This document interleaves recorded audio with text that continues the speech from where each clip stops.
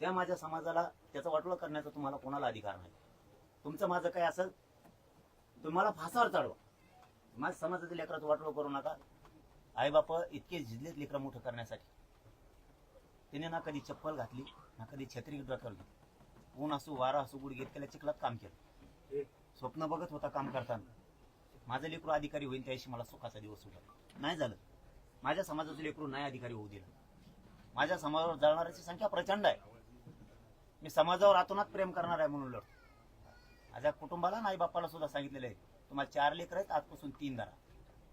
मी समाजासाठी मरायचं ठरवलं तर मी मागे सरकणार नाही. आणि मी त्याच द्वेषानं मी लढतो. मी नाही हटलो. मी ना कधी पैशासाठी भीक मागितली ना मी कधी पदासाठी भीक मागितली. मी अर्पण या समाजाच्या पायावरती जीव केला. बापाला सांगितलं आईला पण बोलून घेऊन सांगितलं तुम्हाला 4 मुलं आहेत समजून चला. जगलो तर तुमचाच आहे पण जर गेलोच या समाजासाठी लढताना अजिबात कोण रडायचं. तुम्ही माझ्या समाजाचं वाटोळं करू नका.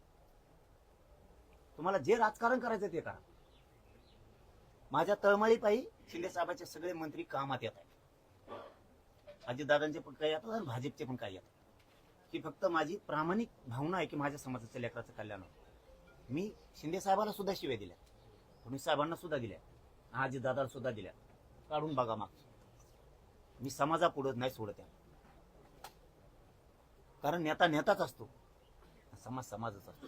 हेच समाज तुम्हाला मोठं करणार आहे. त्या समाजाचं कमी वाटोळं करता. तुम्हाला नाही भांडायचं. सत्तेवर बसल्यावर तर भांडायचं कोणा. आम्हीच बसवणार त्यांना आणि भांडणार पण आम्हीच त्यांना. या भूमिकेत मी चालतो. माझ्या समाजाचं लेकराचं नका विनाकारण वाटोळं करू. काय नाही राहिलं समाजजवळ. माझ्या लय हालेत. माझ्या समाजाजवळ काही नाही राहिलं.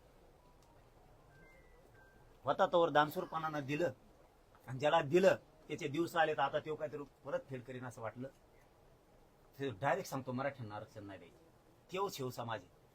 तेव शेव समाज. माझ्या समाजानं यांच्यासाठी ढाल केली.